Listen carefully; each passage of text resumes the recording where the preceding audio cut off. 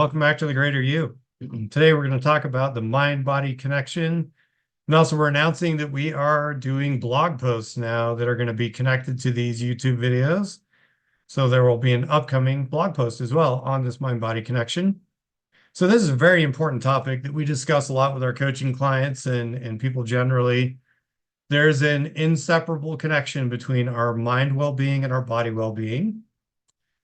So certain things, think about this, like how we eat, we know this. This affects our mood, it affects our energy level.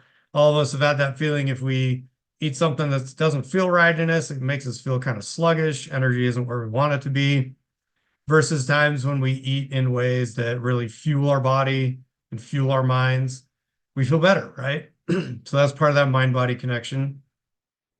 How often we move our bodies and the way we move our bodies have an effect on our mood, our well-being, our energy level. Clearly, regular exercise and movement or just activity, living kind of an active lifestyle, going on those walks on a regular basis, getting out and getting some fresh air, wherever it is that we live, finding a way to move is going to improve our well-being, right? So I love there's a great quote floating out there. There's no such thing as bad weather, just bad clothing. I heard this from a good friend of mine, and I agree with this statement. If wintertime, it could be harder, but if you get the right kind of clothing, get your puffy on, get some gloves, get a hat, whatever, and get outside and take a walk still, you're going to find that you're going to get positive health benefits from that, as long as, your physical health allows, right? So moving on a regular basis has a positive effect on our well-being and on the way our brain works and functions. The way we think also reversely has an effect on our body, right? You can do a little strength exercise, right? Next time you're in the gym or whatever, try doing some push-ups and do a little, here's your kind of call to action, a thought experiment that you can put into action. So get into push-up position and go ahead and get some practice, like, some negative self-talk. I'm not strong enough to do push-ups, right? And then try and crank out like 5, 6 push-ups while you're telling yourself, oh, I'm not strong enough to do this. You're going to feel that heaviness. It's going to be harder. Contrast that with an experiment of using some of that real positive self-talk of like, I can do a push-up, or I'm going to get stronger. The more I do push-ups, the more able I will be to do push-ups. Use some sort of positive self-talk and then bang out those 5 to 10 push-ups and see if it feels a little easier to do them. That mind-body connection is quite powerful, and it's the difference between making or breaking things.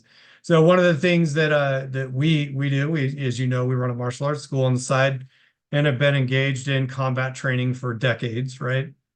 And some of our leaders and I were just discussing yesterday that you can tell when someone's going out to do a kumite match or a fight training match where they're going out and they're testing their ability to, survive or dominate in sort of a combat scenario. You can tell oftentimes just by the way the person's expression is, if they've already defeated themselves before they went out, or if they know that they're going to dominate or win. I'm not suggesting becoming arrogant, haughty, and headstrong, but certainly going out into something like that, some sort of challenge, whatever that challenge is that you're facing, going in and, presenting to some new committee at work, or trying to get that next promotion at your job, or launching your book for the first time. Putting a confident foot forward and using a mindset of positivity is going to make it so that you're going to have greater success, right? So the mind-body connection is huge. Whether it's exercise or otherwise, the way that we think has an impact on how our body will perform. So train yourself to think positively. So a couple of tips there: incorporate regular exercise into your routine or activity, regular activity. If you don't like the word exercise, replace it with activity. Find ways to move your body on a regular basis that feels good to you, and your brain will get benefits from it. Your mood will get benefits from it. Number 2, dedicate some time each day to really practicing this positive self-talk. Do it in your work situations. Do it in your relationships. Do it in, when you're studying, whatever it is that you're studying on the daily.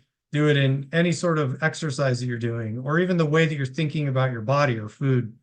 Practice positive self-talk writing down a few positive thoughts every day really will set that intention. We recommend doing this in the morning. That you set your intentions by writing down 1 to 3 positive things about what you're working on this day. Today's going to be a great day because I'm going to go in with a positive attitude.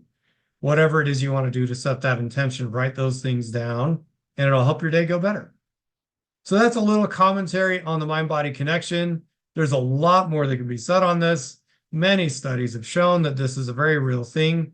Our experience as life coaches, we see it all day long with all of our clients. The more that we cultivate that positivity in our thinking, as well as doing the care for our bodies, you're going to help both directions. The body can make the mind feel better, and the mind can make the body feel better. So thank you so much for your time. Like this video if you liked it, and we will be with you again shortly. We've got more videos to come. Thank you.